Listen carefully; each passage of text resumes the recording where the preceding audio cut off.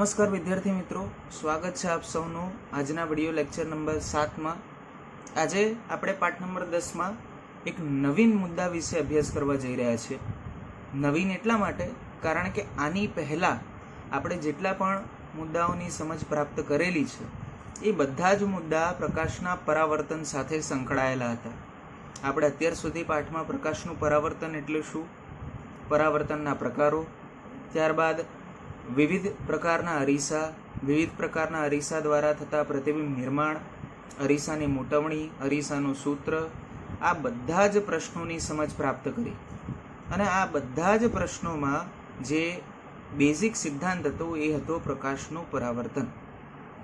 હવે આજથી આપણે એક બીજી પ્રકાશીય ઘટના એટલે કે પ્રકાશ જ્યારે કોઈ સપાટી પર આપાત થાય તો ત્રણ મુખ્ય ઘટનાઓ તમને ત્યાં જોવા મળે। પહેલી હતી પરાવર્તન, બીજી હતી વક્રીભવન અને ત્રીજી હતી શોષણ। તો હવે આજે આપણે વક્રીભવન વિશે અભ્યાસ કરવા જઈ રહ્યા છીએ। તો તમે વિદ્યાર્થી મિત્રો અહીં જોઈ શકો છો, પ્રશ્ન છે પ્રકાશનું વક્રીભવન એટલે શું। તો આકૃતિ મેં અહીંયા દોરી રાખેલી છે, તમે જોઈ શકો છો આ એક હવાનું માધ્યમ છે। હવાના માધ્યમને આપણે પાતળું માધ્યમ કહીએ છીએ। એ જ રીતે અહીં જે આ માધ્યમ તમને જોવા મળી રહ્યું છે એ છે પાણીનું માધ્યમ। પાણીના માધ્યમને આપણે ઘટ્ટ માધ્યમ કહીએ છીએ। કોના કમ્પેરિઝનમાં ઘટ્ટ માધ્યમ છે? તો હવાના માધ્યમના કમ્પેરિઝનમાં પાણીનું માધ્યમ એ ઘટ્ટ માધ્યમ છે। હવે આપણે આકૃતિની થોડી ઘણી વાત કરી લઈએ તો વિદ્યાર્થી મિત્રો તમે અહીંયા જોઈ શકો છો આ પ્રકાશનું કિરણ AB, જેને આપણે આપાત કિરણ કહીએ છીએ, આપાત કિરણ AB બે માધ્યમ, હવાનું માધ્યમ અને પાણીનું માધ્યમ બંનેને છૂટી પાડતી આ જે સપાટી છે PQ ઉપર બિંદુ B આગળ આપાત થાય છે। આપાત કિરણ AB બે માધ્યમોને છૂટી પાડતી સપાટી આગળ બિંદુ B આગળ એ આપાત થાય છે। બિંદુ B આગળથી એ સીધા માર્ગે જવું જોઈએ, પરંતુ એવું થતું નથી। તો અહીંયા શું થાય છે? પાણીના માધ્યમમાં દાખલ થયા બાદ તે BC માર્ગે આગળ વધે છે, એટલે કે BC કિરણ આપણને જોવા મળે છે। હવે તમે અહીંયા જોઈ શકો છો પ્રકાશના કિરણની દિશા, સંભવિત દિશા અને નવી જે દિશા છે, બરાબર, એમાં તમને શું જોવા મળે છે? પ્રકાશનું કિરણ સહેજ ત્રાંસુ થઈને આગળ વધે છે, બરાબર, જાય છે તો સીધું જ પણ સહેજ ત્રાંસુ છે, બરાબર, પહેલાં કરતાં મૂળ માર્ગથી એ શું થયું છે? વિસ્થાપિત થયું છે। તો આ જે ઘટના વિદ્યાર્થી મિત્રો તમને અહીંયા જોવા મળે છે તેને કહેવામાં આવે છે પ્રકાશનું વક્રીભવન। હવે આવું થવા પાછળનું કારણ શું એ સમજીએ એની પહેલાં આની વ્યાખ્યા આપણે જરા સમજી લઈએ। તો વિદ્યાર્થી મિત્રો જુદી જુદી રીતે તમે અહીંયા વ્યાખ્યા લખી શકો છો। આપણે પહેલી વ્યાખ્યા જોઈએ તો પ્રકાશનું કિરણ જ્યારે એક પારદર્શક માધ્યમમાંથી બીજા પારદર્શક માધ્યમમાં દાખલ થાય છે ત્યારે બે માધ્યમોને છૂટી પાડતી સપાટી આગળ લંબથી સહેજ ત્રાંસુ વળે છે। તમે જોઈ શકો છો આ પ્રકાશનું કિરણ AB છે, ઓકે, આ છે પ્રકાશનું કિરણ AB, એક પારદર્શક માધ્યમમાંથી બીજા પારદર્શક માધ્યમમાં દાખલ થાય છે। તો પ્રકાશનું કિરણ જ્યારે એક પારદર્શક માધ્યમમાંથી બીજા પારદર્શક માધ્યમમાં દાખલ થાય છે ત્યારે બે માધ્યમોને છૂટી પાડતી સપાટી આગળ લંબથી, લંબ ક્યાં છે? આવી રહ્યું લંબ, તમે જોઈ શકો છો આ જે મેં દોરેલું છે એ છે લંબ, હું એને નામ આપી દઉં છું MN। તો લંબથી સહેજ ત્રાંસુ વળે છે, બરાબર। તો આ જે ઘટના છે તેને કહેવામાં આવે છે પ્રકાશનું વક્રીભવન। ફરીથી એકવાર વ્યાખ્યા જોઈ લેજે વિદ્યાર્થી મિત્રો આપણે। તો પ્રકાશનું કિરણ જ્યારે એક પારદર્શક માધ્યમમાંથી બીજા પારદર્શક માધ્યમમાં દાખલ થાય છે ત્યારે બે માધ્યમોને છૂટી પાડતી સપાટી આગળ લંબથી સહેજ ત્રાંસુ વળે છે। આ ઘટનાને પ્રકાશનું વક્રીભવન કહેવામાં આવે છે। ઇંગ્લિશમાં એને કહેવામાં આવે છે રિફ્રેક્શન ઓફ લાઇટ। આ જ વ્યાખ્યાને તમે બીજી રીતે પણ લખી શકો છો। બીજી રીતે કઈ રીતના લખી શકાય? તો પ્રકાશનું ત્રાંસુ કિરણ જ્યારે એક પારદર્શક માધ્યમમાંથી બીજા પારદર્શક માધ્યમમાં દાખલ થાય છે ત્યારે બે માધ્યમોને છૂટી પાડતી સપાટી આગળ પોતાના માર્ગથી વિસ્થાપિત થાય છે। તમે અહીંયા જોઈ શકો છો વિદ્યાર્થી મિત્રો કે પ્રકાશનું આ જે ત્રાંસુ કિરણ છે, ઓકે, સીધે જવાના બદલે સહેજ દિશા બદલે છે, એટલે પોતાના માર્ગથી આ જે ઓરિજિનલ માર્ગ હતો એના કરતાં શું થયો, વિસ્થાપિત થયો છે. ઓકે, તો આ વિસ્થાપિત થવાની જે આ ઘટના છે તેને કહેવામાં આવે છે પ્રકાશનું વક્રીભવન. ઓકે, તો પ્રકાશનું ત્રાંસુ કિરણ જ્યારે એક પારદર્શક માધ્યમમાંથી બીજા પારદર્શક માધ્યમમાં દાખલ થાય છે ત્યારે બે માધ્યમોને છૂટી પાડતી સપાટી આગળ પોતાના માર્ગથી વિસ્થાપિત થઈને માધ્યમમાં આગળ ગતિ કરે છે. આ ઘટનાને પ્રકાશનું વક્રીભવન એટલે કે રિફ્રેક્શન ઓફ લાઇટ કહે છે. ઓકે, તો આ તો થઈ વ્યાખ્યા. હવે વક્રીભવન થવા પાછળનું કારણ શું? તો વિદ્યાર્થી મિત્રો, તમે અહીંયા જોઈ શકો છો કે અહીં બે જુદા જુદા માધ્યમ છે. એક હવાનું માધ્યમ છે અને બીજું પાણીનું માધ્યમ છે. હવાના માધ્યમમાં પ્રકાશનો વેગ કંઈક અલગ છે, પાણીના માધ્યમમાં પ્રકાશનો વેગ કંઈક અલગ છે. જ્યારે પ્રકાશનું કિરણ હવાના માધ્યમમાંથી પાણીના માધ્યમમાં દાખલ થાય છે તો પ્રકાશના વેગમાં ફેરફાર થાય છે. આની ચર્ચા આપણે પાઠના શરૂઆતમાં પણ કરેલી છે કે જુદા જુદા માધ્યમમાં પ્રકાશના તરંગોનો વેગ જુદા જુદા પ્રકારનો હોય છે અને પ્રકાશનો જે તે માધ્યમમાં વેગ તે માધ્યમની શું કહેવાય, તે માધ્યમના પ્રકાર ઉપર આધાર રાખે છે, કેવા પ્રકારનું માધ્યમ છે.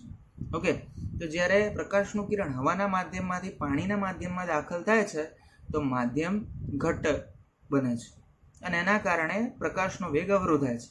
પરિણામ સ્વરૂપ તેની અસર આપણે કિરણની દિશા બદલાય છે તે સ્વરૂપે જોઈ શકીએ છીએ. ઓકે, તો વક્રીભવન થવા પાછળ પ્રકાશના વેગમાં થતો ફેરફાર જવાબદાર છે. હવે વિદ્યાર્થી મિત્રો, એની આગળ આપણે જોઈએ તો તમે જોઈ શકો છો અહીંયા એક બીજી આકૃતિ પણ મેં દોરી રાખેલી છે. તમે અહીંયા જોઈ શકો છો પાણી ભરેલો એક કાચનો પ્યાલો છે અને તેની અંદર મેં આ એક સિક્કો રાખેલો છે. ઓકે, હવે આ સિક્કા ઉપરથી પ્રકાશના કિરણો તમે જોઈ શકો છો પાણીની આ સપાટી ઉપર આપાત થાય છે. હવે આ જે પાણીનું માધ્યમ છે એ કેવું માધ્યમ થશે, તો ઘટ્ટ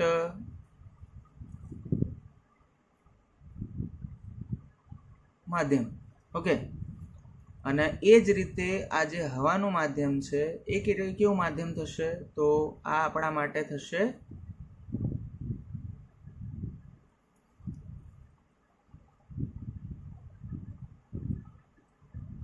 પાતળું માધ્યમ.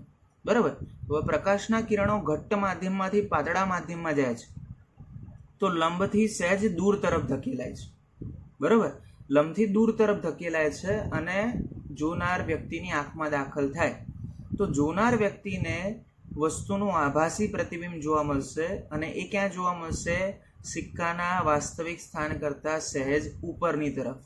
અને આવું થવા પાછળનું કારણ શું છે, પ્રકાશીય વક્રીભવન. બરાબર, આવું કેમ થયું છે, તો પ્રકાશના વક્રીભવનના કારણે.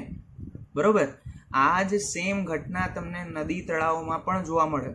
ઘણીવાર આપણે નદી તળાવ આગળ કિનારા ઉપર બેસી રહ્યા હોઈએ અને જ્યારે આપણે નદી તળાવમાં કે સ્વિમિંગ પુલમાં બી જ્યારે તમે કિનારા ઉપર બેઠા હો અને પુલના પાણીને તમે જ્યારે જોતા હશો તો તમને એવું લાગે કે પાણી ખૂબ જ છીછરું છે.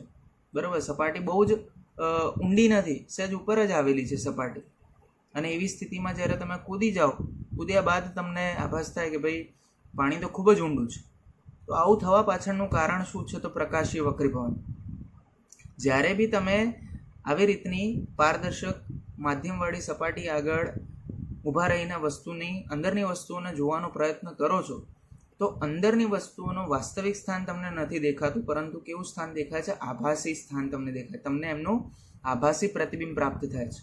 અને આવું થવા પાછળનું કારણ પ્રકાશનું વક્રીભવન છે. બરાબર, વસ્તુ એના મૂળ સ્થાન કરતાં સહેજ ઉપરની તરફ તમને દેખાય છે.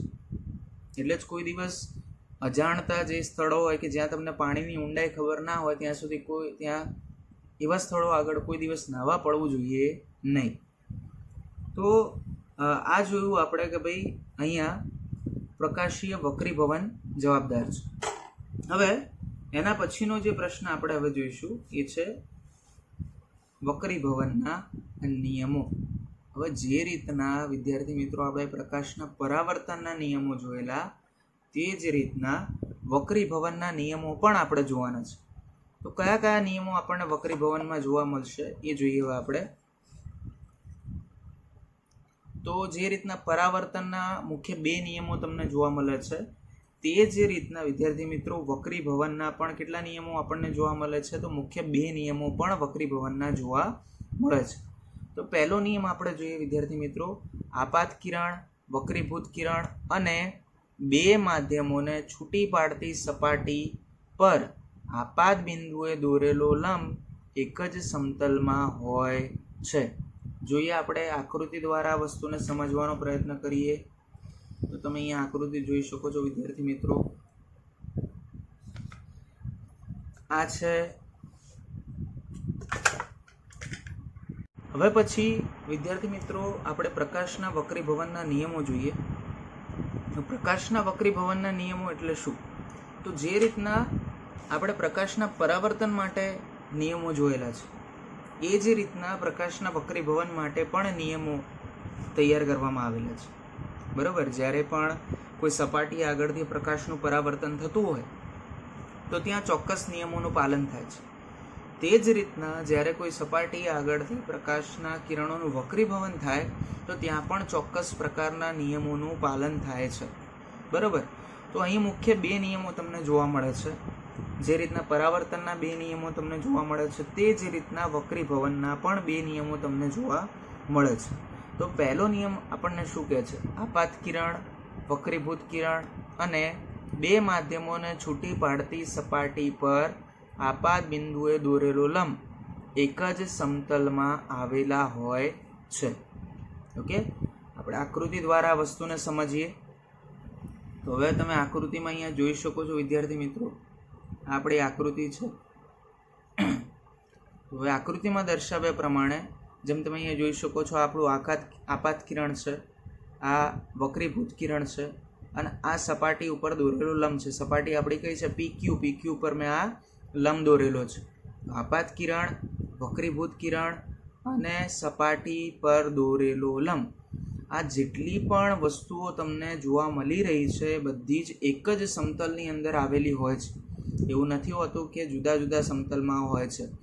આ જ રીતનો એક નિયમ તમે પરાવર્તન માટે પણ જોયેલો છે. સેમ એ જ પ્રકારનો નિયમ તમને આ જોવા મળે છે. હવે બીજો નિયમ જોઈએ વિદ્યાર્થી મિત્રો આપણે. તો બીજો નિયમ તમે જોઈ શકો છો અહીંયા. તો આપેલા માધ્યમોની જોડ માટે આપાત કોણની સાઇન અને વક્રીભૂત કોણની સાઇનનો ગુણોત્તર અચળ હોય છે. સાઇન I છેદમાં સાઇન R બરાબર અચળ. શું કહેવા માંગે છે આ નિયમ? આ નિયમ તમને કંઈક આ રીતની વસ્તુ સમજાવે છે. હવે તમે અહીંયા જુઓ છો, આ જે ખૂણો રચાયો છે, આ જે ખૂણો બને છે આપાત કિરણ અને સપાટી પર દોરેલો અભિલંબ, એની વચ્ચે જે આ ખૂણો તૈયાર થયો છે, જેને મેં I વડે દર્શાવેલો છે, એને કહેવાય છે આપાત કોણ. એ જ રીતના વક્રીભૂત કિરણ અને સપાટી પર દોરેલો લંબ, એમની વચ્ચે જે આ ખૂણો રચાયો છે, જેને મેં R વડે દર્શાવેલો છે, તેને કહેવાય છે વક્રીભૂત કોણ. તો જ્યારે તમે આપાત કોણ અને વક્રીભૂત કોણનો ગુણોત્તર લેશો, બરોબર, તો એ ગુણોત્તરનું માપ તમને કેવું પ્રાપ્ત થશે? અચળ પ્રાપ્ત થશે. બરોબર, અહીં તમે આપાત કોણ જે છે, આપાત કોણ માટે આપણે સાઇન લઈએ છીએ, સાઇનની કિંમત I છે. વક્રીભૂત કોણ માટે જ્યારે આપણે સાઇનની કિંમત લઈશું તો એ તમને R પ્રાપ્ત થશે. હવે સાઇન શું છે? તો લગભગ 4થા કે 5મા લેક્ચરમાં મેં તમને ત્રિકોણમિતીય ગુણોત્તરોની વાત કરેલી અને એમાં આપણે ટેનની સમજૂતી પ્રાપ્ત કરી કે ટેન જે છે એ ત્રિકોણમાં, કાટકોણ ત્રિકોણમાં કે ત્રિકોણમાં સામેની બાજુ અને પાસેની બાજુનો ગુણોત્તર દર્શાવે છે. તો એ જ રીતે સાઇન જે છે એ સામેની બાજુ અને કર્ણનો ગુણોત્તર દર્શાવે. બરાબર, શેનો ગુણોત્તર દર્શાવશે? સામેની બાજુ અને કર્ણ. જે તમે ત્રિકોણમિતિનું પ્રકરણ ભણશો ત્યારે તમને ખબર પડશે, બટ એના વિશે આપણે ઊંડાણમાં જવાની જરૂર નથી. આપણે માત્ર એટલું ધ્યાનમાં રાખવાનું છે કે અહીં જ્યારે તમે આપાત કોણ અને વક્રીભૂત કોણના મૂલ્યનો ગુણોત્તર તમે મેળવશો તો એ ગુણોત્તર તમને કેવો પ્રાપ્ત થાય છે? અચળ પ્રાપ્ત થાય છે. બરાબર. જે તે માધ્યમની જોડ માટે હંમેશા આપાત કોણની સાઇન અને વક્રીભૂત કોણની સાઇનનો ગુણોત્તર તમને કેવો પ્રાપ્ત થશે? અચળ પ્રાપ્ત થશે. ઓકે. તો આ બીજો નિયમ તમને એ જ બતાવે છે કે આપાત કોણની સાઇન અને વક્રીભૂત કોણની સાઇનનો ગુણોત્તર હંમેશા અચળ પ્રાપ્ત થાય છે. એ જ રીતે આ અચળને પ્રથમ માધ્યમની સાપેક્ષમાં બીજા માધ્યમનો વક્રીભવનાંક કહે છે. ઓકે. આ જે અચળ કિંમત તમને અહીંયા પ્રાપ્ત થઈ, આ અચળ કિંમત શું દર્શાવે છે? તો આ અચળ કિંમત આપણને બતાવે છે પ્રથમ માધ્યમની સાપેક્ષમાં બીજા માધ્યમનો વક્રીભવનાંક. હવે વક્રીભવનાંક શું છે એના વિશે આપણે પછી ચર્ચા કરીશું. ઓકે. હવે વિદ્યાર્થી મિત્રો, આના પછીનો પ્રશ્ન આપણે જોઈએ અને આના પછીના પ્રશ્નમાં આપણે કાચના લંઘન દ્વારા પ્રકાશનું કઈ રીતના વક્રીભવન થાય છે તેની સમજ પ્રાપ્ત કરીએ. તો વિદ્યાર્થી મિત્રો, હવે પછીનો જે પ્રશ્ન આપણે જોવા જઈ રહ્યા છીએ તે છે કાચના લંઘન વડે થતું પ્રકાશનું વક્રીભવન. તો એની આકૃતિ તમે અહીંયા જોઈ શકો છો. અહીં આ જે એ, બી, સી અને ડી મેં જે દોરીને બતાવેલું છે એ કાચનું લંઘન બતાવે છે. કાચનું લંઘન એટલે શું? તો કાચનો એક લંબચોરસ ટુકડો છે. બરાબર. આ જે છે એ કાચનો લંબચોરસ ટુકડો છે જે જાડાઈ ધરાવે, જાડો છે. બરાબર. અને એની સાઈડમાંથી હું પ્રકાશના કિરણો એના ઉપર આપાત કરું છું. તો કેવા પ્રકારની ઘટના મને અહીંયા જોવા મળે છે તેના વિશે આપણે અભ્યાસ કરવાનો છે. તો તમે જોઈ શકો છો વિદ્યાર્થી મિત્રો, કંઈક આ રીતની આકૃતિ તમને અહીંયા જોવા મળે છે. મેં સૌપ્રથમ એક કાચનો લંઘન લીધેલો છે અને એ કાચના લંઘનને હું એક ડ્રોઈંગ બોર્ડ લઉં છું અને ડ્રોઈંગ બોર્ડ ઉપર ડ્રોઈંગ પેપરને ગોઠવીને એ ડ્રોઈંગ પેપરની બરાબર મધ્ય ભાગમાં આ કાચના લંઘનને ગોઠવી દઉં છું. ત્યારબાદ કાચના લંઘનની બહારનો આ જેટલો પણ વિસ્તાર છે એને હું એ ડ્રોઈંગ પેપર ઉપર પેન્સિલ વડે અંકિત કરી દઉં છું. એટલે કે બોર્ડર્સ જે છે એની એને હું લાઈન કરી દઉં છું. અને ત્યારબાદ કાચનું લંઘન હું ઉપાડી લઉં છું અને જે લંબચોરસ આકૃતિ મને પ્રાપ્ત થાય છે તેને હું નામ આપી દઉં છું ABCD. ઓકે. ફરી પાછું હું કાચનું લંઘન ત્યાં ગોઠવી દઉં છું. ત્યારબાદ હું 2 ડ્રોઈંગ પિન્સ લઉં છું અથવા તો 2 ટાંકણીઓ લઉં છું. બરાબર. અને એ 2 ટાંકણીઓને આ રીતના કંઈક ગોઠવું છું બિંદુ E અને F આગળ. પહેલી ટાંકણી જ્યાં ગોઠવીએ છીએ તેને આપણે કહીએ છીએ બિંદુ E. બીજી ટાંકણી જ્યાં ગોઠવીએ છીએ તેને આપણે કહીએ છીએ બિંદુ F. આપણે બંને ટાંકણીઓ એવી રીતના ગોઠવીશું કે આ બંને ટાંકણીઓમાંથી જે રેખા પસાર થાય એ એબીમાં શું કરશે? એબીને છેદે. ઓકે. એબીમાંથી પસાર થાય એવી રીતના 2 ટાંકણીઓને આપણે એક સીધી રેખામાં ગોઠવવાની છે. ત્યારબાદ અહીં તમે જોઈ શકો છો બીજી બાજુ સીડી બાજુએથી આપણે આ જે 2 ટાંકણીઓ આપણે ગોઠવેલી છે E અને F, એ E અને Fને આ બીજી સાઈડથી તમારે જોવાનો પ્રયત્ન કરવાનો છે. બરાબર. તમે કાચના લંઘનની બીજી બાજુ ઉપર તમારી આંખને ગોઠવીને જે ટાંકણી છે એને જોવાનો પ્રયત્ન કરો. એટલે કે સીડી બાજુએ તમે E અને Fનો પ્રતિબિંબ જોવાનો પ્રયત્ન કરો તો તમને જોવા મળશે. હવે જે સ્થાનેથી તમને E અને Fનું પ્રતિબિંબ જોવા મળતું હોય એ સ્થાન આગળ તમે બીજી 2 ટાંકણીઓ ગોઠવો. બરાબર. અને એને આપણે નામ આપીએ છીએ G અને H. ઓકે. બીજી 2 જે ટાંકણીઓ આપણે ગોઠવેલી છે તેને આપણે અંકિત કરી દઈએ છીએ, નામ આપી દઈએ છીએ G અને H. હવે આ બધી જ ટાંકણીઓને આપણે કાઢી લઈએ છીએ. ઓકે. એ જ રીતે આપણે આ જે લંઘન છે લંઘનને પણ આપણે કાઢી લઈએ છીએ અને ત્યારબાદ આ બધા જ જે બિંદુઓ છે એ બિંદુઓને આપણે શું કરીએ છીએ? જોડી દઈએ છીએ. બરાબર. તમે જોડી દો છો એટલે કઈ રીતના જોડી દેશો? તો જે 2 ટાંકણીઓ આપણને પ્રાપ્ત થયેલી, 2 જે બિંદુઓ આપણને પ્રાપ્ત થયા E અને F, E અને Fમાંથી એક રેખા દોરો જે બિંદુ O આગળ તમને મળતો જોવા મળશે. કોને O આગળ મળશે? તો AB ને બિંદુ O આગળ મળશે. ઓકે.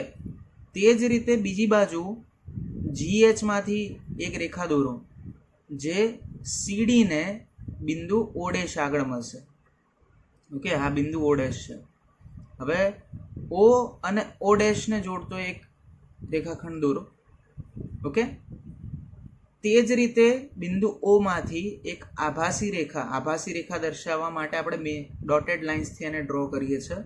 તો બિંદુવત રીતે એક રેખા દોરીએ છીએ આપણે O થી P સુધીની. ઓકે, તો આ રીતના જે છે આખી આકૃતિ તૈયાર થાય છે. હવે છેલ્લી જે વસ્તુ આપણે કરવાની છે, બિંદુ O માંથી સપાટી AB ને લંબ આપણે દોરીએ છીએ, જેને આપણે નામ આપી દઈએ છીએ NN'. તે જ રીતે બિંદુ O' માંથી CD ને લંબ આપણે દોરીએ છીએ અને એને આપણે નામ આપીએ છીએ MM'. ઓકે, આટલી વસ્તુઓ આપણે તૈયાર કરવાની છે. ફરી એકવાર આપણે આને રિપીટ કરી લઈએ વિદ્યાર્થી મિત્રો. તો જેમ તમે અહીંયા જોઈ શકો છો, કાચનો લંબઘન મેં લીધેલો છે, તેને હું ડ્રોઈંગ પેપર ઉપર મૂકું છું, પેન્સિલ વડે એને આઉટલાઇન કરી દઉં છું, નામ આપું છું ABCD. ત્યારબાદ સૌ પ્રથમ 2 ટાંકણીઓ લઉં છું અને 2 ટાંકણીઓને AB સપાટી આગળ એવી રીતના ગોઠવું કે એ બંને ટાંકણીમાંથી જે રેખા પસાર થાય એક સીધી રેખામાં સીધી પસાર થાય. ઓકે, ત્યારબાદ આ ટાંકણીની સિદ્ધાંતમાં હું બીજી બાજુથી આ બંને ટાંકણીઓને જોવાનો પ્રયત્ન કરું છું.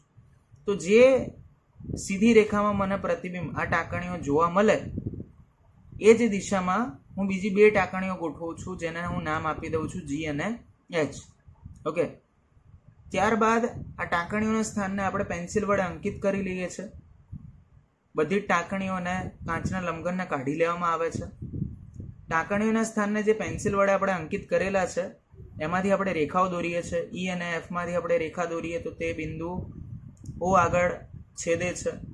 કોને છેદે છે? તો બાજુ AB ને.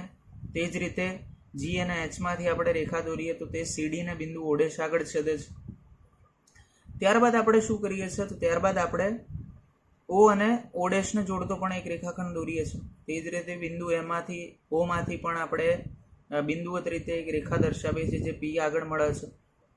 અને છેવટે આપણે બિંદુ O માંથી AB સપાટીને લંબ NA' અને CD ને લંબ બિંદુ O' માંથી MM' રચીએ છીએ. હવે અવલોકન વિશે આપણે લખવાનું છે. તો અવલોકનમાં આપણને શું જોવા મળે છે? તો વિદ્યાર્થી મિત્રો, અહીં આપ અવલોકન જોઈ શકો છો. તો અવલોકનમાં દર્શાવ્યા પ્રમાણે હવે વિદ્યાર્થી મિત્રો આપણે અવલોકનનો અભ્યાસ કરીએ. તો તમે અહીંયા જોઈ શકો છો તે પ્રમાણે બિંદુ O માંથી પ્રકાશના કિરણો EF માંથી થઈને કાચના લંબઘનમાં દાખલ થાય છે. તે લંબઘન NN' આગળ ત્રાસું થાય છે, એટલે કે વિસ્થાપિત થાય છે, જેને આપણે પ્રથમ વક્રીભવન કહીશું. હવે આકૃતિમાં અહીં દર્શાવ્યા અનુસાર તમે જોઈ શકો છો વિદ્યાર્થી મિત્રો આકૃતિ. આ પ્રકાશનું કિરણ જે છે સૌ પ્રથમ EF માર્ગે થઈને સપાટી AB પર બિંદુ O આગળ આપાત થાય છે. એટલે આપણા માટે EF જે છે, આ જે EF છે એ શું થશે? તો EF જે છે એ આપાત કિરણ થશે. ઓકે, તો આ આપણું આપાત કિરણ છે. હવે આ આપાત કિરણ બિંદુ O આગળથી વક્રીભવન પામે છે. ઓકે, તો એનું વક્રીભવન થાય છે. કેમ? કારણ કે પ્રકાશનું કિરણ હવાના માધ્યમમાંથી કાચના માધ્યમમાં દાખલ થશે, એટલે બિંદુ O આગળથી પહેલી વખત એનું વક્રીભવન થશે. ત્યારબાદ આ પ્રકાશનું કિરણ OO', ઓકે, બીજી સપાટી માટે CD માટે આ જે પ્રકાશનું કિરણ છે પહેલી ઘટના માટે, પહેલી સપાટી AB માટે જે પ્રકાશનું કિરણ વક્રીભૂત કિરણ થયું છે તે જ પ્રકાશનું કિરણ બીજી ઘટના માટે, બીજી સપાટી માટે CD માટે આપાત કિરણ થશે. ઓકે, તો હવે અને હું અહીંયા મેન્શન કરી દઉં છું.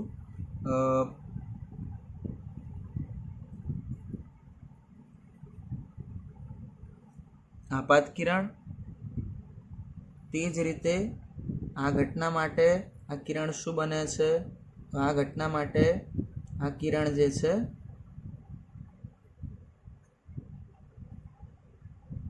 વક્રીભૂત કિરણ બને છે. ઓકે, તો કિરણ OO ડેશ પહેલી વક્રીભવનની ઘટનામાં વક્રીભૂત કિરણ તરીકે વર્તે છે. હવે એ જ OO ડેશ બીજી સપાટી એટલે કે CD માટે કેવી રીતના કામ કરે છે આપાત કિરણ તરીકે. તમે જોઈ શકો છો વિદ્યાર્થી મિત્રો, અહીં પ્રકાશનું કિરણ આપાત થાય છે બિંદુ O ડેશ આગળ, અને O ડેશ આગળથી ફરી પાછું તેનું વક્રીભવન થાય છે. કેમ ફરી વક્રીભવન થાય છે? કારણ કે પ્રકાશનું કિરણ ઘટ્ટ માધ્યમમાંથી પાતળા માધ્યમમાં, કાચના માધ્યમમાંથી હવાના માધ્યમમાં દાખલ થાય છે. એટલે કાચના લંબઘન દ્વારા પ્રકાશના કિરણનું કેટલી વખત વક્રીભવન થતું તમને જોવા મળે છે? મુખ્ય 2 વખત. 2 વખત થતા વક્રીભવનના કારણે પ્રકાશના કિરણનો જે આ ગતિપથ છે એ કુલ 2 વખત બદલાય છે. પહેલા બિંદુ O આગળ સે ત્રાંસું થાય છે, અને ફરી પાછું બિંદુ O ડેશ આગળ ફરી પાછું ત્રાંસું થાય છે. એટલે 2 વખત એનો ગતિપથ વિસ્થાપિત થાય છે. ઓકે, જેને આપણે EFO અને O ડેશ GH દ્વારા દર્શાવીએ છીએ, અથવા તો EF અને GH દ્વારા દર્શાવીએ છીએ. અહીં તમે જોઈ શકો છો વિદ્યાર્થી મિત્રો, આપાત કોણને હું I1 કહું છું, વક્રીભૂત કોણને હું R1 કહું છું. એ જ રીતે ફરી પાછું જે આપાત કોણ છે એને હું I2 કહું છું, અને વક્રીભૂત કોણ જે છે એને હું કહું છું, અથવા તો નિર્ગમન કોણ, આને આપણે નિર્ગમન કોણ પણ કહી શકીએ, વક્રીભૂત કોણ પણ કહી શકીએ. તો એનું માપ છે R2. હવે એક ખાસ વસ્તુ જે આપણે ધ્યાનમાં રાખવાની છે કે પ્રકાશનું કિરણ જેટલા ખૂણા ઉપર આપાત થાય છે આને આપણે કહીએ છીએ આપાત કોણ. ઓકે, અને તે જ રીતે આજે બીજો ખૂણો અહીંયા તૈયાર થાય છે. ઓકે, આ બીજા ખૂણાને આપણે શું કહીએ છીએ? તો બીજા ખૂણાને આપણે કહીએ છીએ નિર્ગમન કોણ. ઓકે, તો પ્રકાશનું કિરણ જેટલા ખૂણા ઉપર આપાત થાય છે તેટલા જ ખૂણા ઉપર તેનું શું થાય છે? નિર્ગમન થાય છે. નિર્ગમન થાય છે દેટ મીન્સ કે તે તેટલા જ ખૂણા ઉપર બહાર આવે છે. જેટલા ખૂણા ઉપર પ્રકાશનું કિરણ આપાત થાય છે તેટલા જ મૂલ્યના ખૂણા ઉપર તે બહાર આવે છે, એટલે કે તેનું વક્રીભવન થાય છે.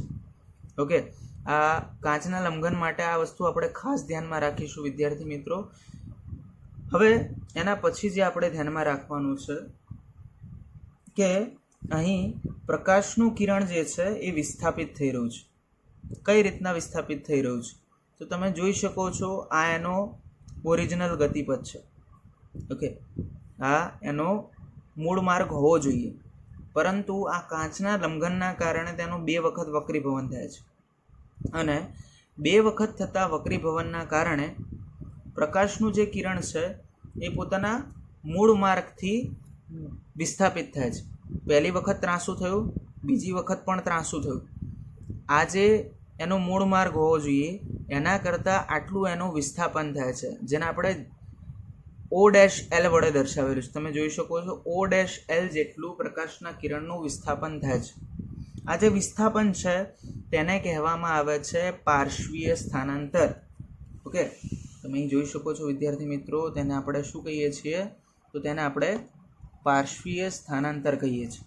ઓકે, અને આ પાર્શ્વીય સ્થાનાંતરને અંગ્રેજીમાં કહેવામાં આવે છે લેટરલ શિફ્ટ. ઓકે, તો પાર્શ્વીય સ્થાનાંતર થતું આપણને જોવા મળે છે. વિદ્યાર્થી મિત્રો, કાચના લંબઘન દ્વારા થતા પ્રકાશના વક્રીભવનના પ્રયોગ દ્વારા આપણે આટલી બાબતો તારવી શકીએ કે પ્રકાશનું કિરણ જ્યારે પ્રકાશીય પાતળા માધ્યમમાંથી પ્રકાશીય ઘટ્ટ માધ્યમમાં દાખલ થાય છે તો તે લંબ તરફ રહીને ત્રાંસું થાય છે. ઓકે, આ વસ્તુને આપણે આકૃતિ ઉપરથી ફરીથી સમજીશું. તે જ રીતે પ્રકાશનું કિરણ જ્યારે પ્રકાશીય ઘટ્ટ માધ્યમમાંથી પ્રકાશીય પાતળા માધ્યમમાં દાખલ થાય છે ત્યારે લંબથી દૂર રહીને ત્રાંસું વળે છે. ઓકે, અને છેલ્લે આપાત કિરણ અને નિર્ગમન કિરણ એકબીજાને સમાંતર હોય છે, પરંતુ નિર્ગમન કિરણ વિસ્થાપિત થયેલ જોવા મળે છે. હવે વિદ્યાર્થી મિત્રો, આ ત્રણેય જે નિર્ણયો આપણે પ્રયોગ ઉપરથી સાબિત કરેલા છે તેને આપણે આકૃતિ ઉપરથી સમજીએ. વિદ્યાર્થી મિત્રો, જેમ તમે જોઈ શકો છો આ આપાત કિરણ છે અને આ આપણું વક્રીભૂત કિરણ છે. બંને કિરણોને જો સાઈડ બાય સાઈડ એકબીજાની બાજુમાં દોરવામાં આવે, તમે જોઈ શકો છો આ વક્રીભૂત કિરણની એકદમ સીધી રેખા છે. તો તમે આ જોઈ શકો છો, આપાત કિરણની એકદમ સીધી રેખા છે. તો આ આપણું વક્રીભૂત કિરણ છે અને આ આપાત કિરણ છે. બંને એકબીજાને કેવા છે? સમાંતર છે. તો આપાત કિરણ અને વક્રીભૂત કિરણ એકબીજાને સમાંતર જ હોય છે, પરંતુ અહીં થતા વક્રીભવનના કારણે, અહીં થતા પાર્શ્વીય વિસ્થાપનના કારણે તમને આ બંને કિરણો અલગ અલગ જોવા મળે છે. પરંતુ વાસ્તવમાં તો બંને કેવા હોય છે? એક સમાંતર જ તમને જોવા મળે છે. બીજી અને ત્રીજી જે ઘટના છે, ઓકે, કે પ્રકાશનું કિરણ, મેં તમને ત્રીજી ઘટના સૌથી પહેલાં બતાવી દીધી. ત્રીજો નિર્ણય જે છે મેં તમને સૌથી પહેલાં બતાવી દીધો. પહેલો અને બીજો નિર્ણય કેમ મેં બાકી રાખ્યો? તો પહેલો અને બીજો નિર્ણય એકબીજા સાથે સંકળાયેલો છે. તો પહેલો અને બીજો નિર્ણય શું કહે છે? તો પ્રકાશનું કિરણ જ્યારે પાતળા માધ્યમમાંથી ઘટ્ટ માધ્યમમાં દાખલ થાય ત્યારે, પ્રકાશનું કિરણ જ્યારે પાતળા માધ્યમમાંથી ઘટ્ટ માધ્યમમાં દાખલ થાય છે ત્યારે આપણો લંબ છે, તો લંબ તરફ એટલે કે લંબની નજીક રહીને ત્રાંસુ વળે છે. તમે અહીંયા જોઈ શકો છો, આ પ્રકાશનું કિરણ છે, આ સપાટી ઉપર દોરેલો લંબ છે. હવે અત્યારે પ્રકાશનું કિરણ આ સપાટી આગળ આપાત થાય છે અને જ્યારે ત્રાંસુ થશે તો લંબની નજીક રહીને ત્રાંસુ વળશે. ક્યારે આવું થાય? જ્યારે ઉપર પાતળું માધ્યમ હોય, બરાબર, અને નીચે કેવું માધ્યમ હશે? ઘટ્ટ માધ્યમ હશે. હવે આના કરતાં ઉલટી જ્યારે પરિસ્થિતિ તમને જોવા મળશે, આના કરતાં ઉલટી પરિસ્થિતિ એટલે કેવી પરિસ્થિતિ? તો પ્રકાશનું કિરણ જ્યારે ઘટ્ટ માધ્યમમાંથી પાતળા માધ્યમમાં દાખલ થાય ત્યારે, તો તમે અહીંયા જોઈ શકો છો, આ પ્રકાશનું કિરણ ઘટ્ટ માધ્યમમાંથી પાતળા માધ્યમમાં દાખલ થાય છે ત્યારે, તો આના કરતાં ઉલટું થશે, બરાબર. પ્રકાશનું જે આપાત કિરણ છે એ જ્યારે બે માધ્યમોને છૂટી પાડતી સપાટી આગળ આપાત થશે તો લંબથી દૂર જશે.